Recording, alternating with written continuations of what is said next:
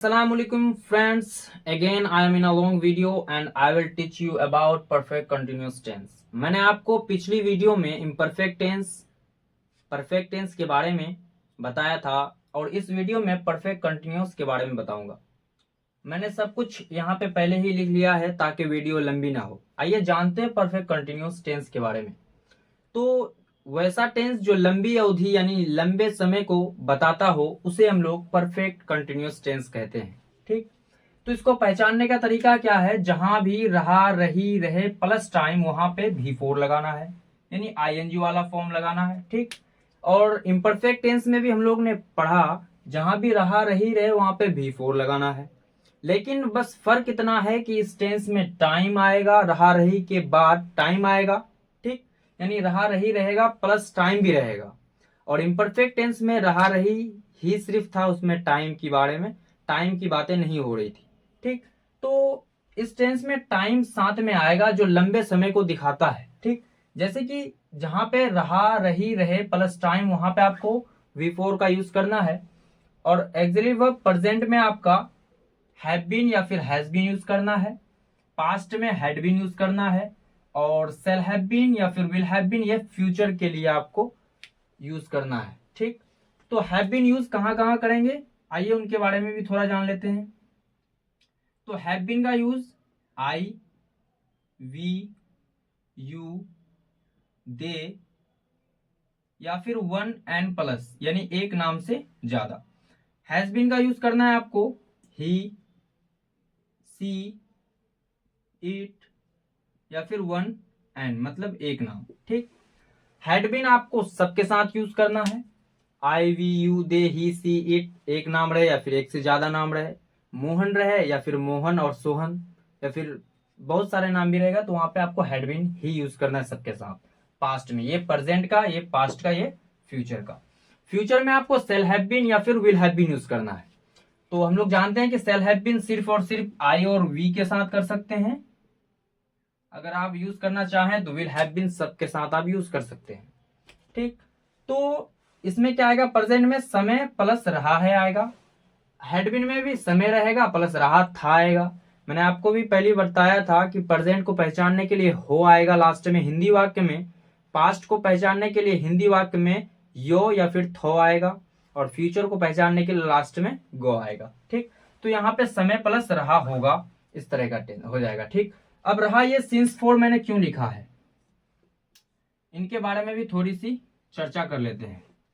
ठीक, तो ये सिंस वहां पे इस्तेमाल करना है आपको जहां स्टार्टिंग टाइम दिया हो, और फोर का इस्तेमाल वहां करना है जहां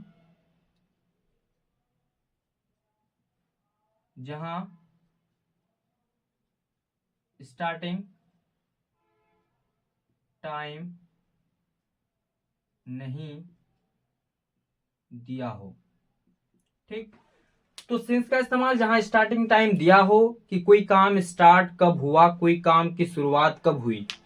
फोर का इस्तेमाल वहां करना है जहां पे स्टार्टिंग टाइम दिया हुआ ना हो कि कोई काम स्टार्ट अगर हुआ यानी शुरू हुई तो वो काम कब शुरू हुई वो दिया हुआ ना हो। ठीक, तो वहीं पे पास्ट का भी सिंस या फिर फोर, कहानी वही है। सिंस का इस्तेमाल यहाँ पे भी जैसा इधर बताया मैंने उधर भी वैसा ही होगा। बस आपको फर्क बस ये है कि सिंस के जगह में जब फ्यूचर में होगा तो सिंस के जगह में फ्रॉम का यूज करना है। ठीक, फ्रॉम का भी इस्तेमाल वही जहां पे समय दिया हुआ हो कि कोई काम स्टार्ट कब, वहां पे फ्रॉम का इस्तेमाल, अदरवाइज जहां समय दिया हुआ ना हो वहां पे फोर का इस्तेमाल। ठीक, यहां तक आई होप कि आप समझ चुके हैं और कॉपी कलम में नोट डाउन करते रहे।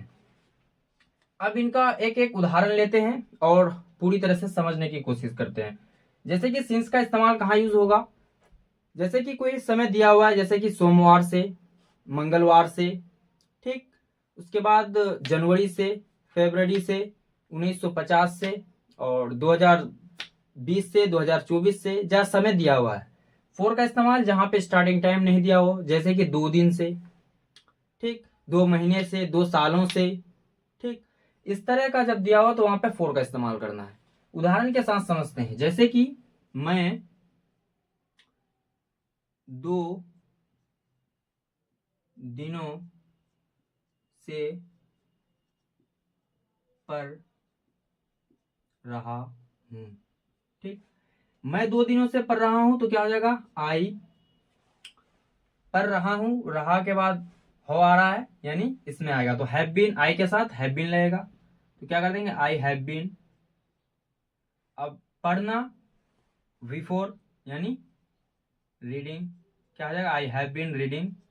उसके बाद देखिए यहाँ पे 2 दिनों से, कितने दिनों से मैं पढ़ रहा हूं तो 2 दिनों से पढ़ रहा हूं। यहाँ पे टाइम दिया हुआ नहीं है कि मैंने स्टार्ट कब की, कि सोमवार को स्टार्ट की कि जनवरी को स्टार्ट किया, कि जितना भी है मतलब समझ में नहीं आ रहा कि कब स्टार्ट किया। 2 दिनों से तो यहाँ पे रीडिंग क्या हो जाएगा, 4 2 days। ठीक, यहां तक आप समझ चुके हो। तो ये अफर्मेटिव सेंटेंस हो गया। नेगेटिव सेंटेंस जिसमें ना का बोध हो, क्या हो जाएगा, आई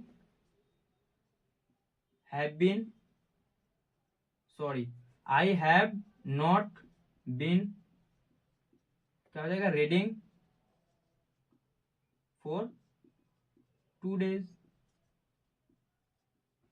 इंट्रोगेटिव में क्या हो जाएगा, हैव को आगे कर देना है, have I been, have I been reading for 2 days। ठीक, तो यानी बात मिला जुला कर ये रही कि सिंस का इस्तेमाल जहां पे समय दिया हुआ है वहां पे आपको सिंस का इस्तेमाल, सॉरी जहां पे समय दिया हुआ है वहां पे आपको सिंस का इस्तेमाल करना है, अदरवाइज आपको फॉर का इस्तेमाल करना है। यही रहता है अगर मैं सोमवार से पढ़ रहा हूं तो क्या हो जाएगा, I have been reading since Monday. मैं 2 दिनों से पढ़ रहा था तो क्या हो जाएगा, आई हैड बीन हो जाएगा, यहाँ पे पास्ट में है, रहा था। मैं 2 दिनों से पढ़ रहा था तो क्या हो जाएगा, I had been reading for 2 days। मैं सोमवार से पढ़ रहा था तो I had been reading since Monday. इस तरह से। तो आई होप कि आप यहां तक समझ चुके हैं, और बस बोर्ड में इतनी जगह नहीं है तो मैं आपको बताना, नहीं तो मैं बताता आपको उदाहरण के साथ सारे चीज। तो बस आपको सिर्फ लास्ट में ध्यान रखना है कि रहा हूं अगर आ रहा है तो हैव या हैव बीन या फिर हैज बीन यूज करना है, रहा था आ रहा है तो हैड बीन यूज करना है, और अगर फ्यूचर रहा तो सबके साथ विल हैव बीन आप यूज कर सकते हैं। ठीक, और आपको समय देना, टाइम मतलब सिंस या फॉर में रहा तो सिंस का इस्तेमाल वहां पे करना है जहां समय दिया हुआ है, जैसे कि जनवरी से 1950 से, मतलब समय दिया हुआ होना चाहिए। जैसे कि मैं 2017 से पढ़ रहा हूं, तुम जनवरी से आ रहे हो तो यहाँ पे सिंस का इस्तेमाल होगा, और फॉर का इस्तेमाल जहां पे समय दिया हुआ नहीं है, जैसे कि 2 सालों से, 2 महीनों से, 3 महीनों से, 4 महीनों से, ठीक 2 हफ्तों से, इस तरह से रहेगा तो वहां पे आपको फॉर का इस्तेमाल करना है। और फ्रॉम का इस्तेमाल सिर्फ आपको सिंस के जगह में ही करना है, बट वहां पे फर्क सिर्फ क्या है कि फ्यूचर में आपको फ्रॉम का यूज कर देना है। आई होप कि आप समझ चुके हैं, और नेक्स्ट वीडियो में सिंपल टेंस में डालने वाला हूं। तब तक के लिए टेक केयर, बाय बाय।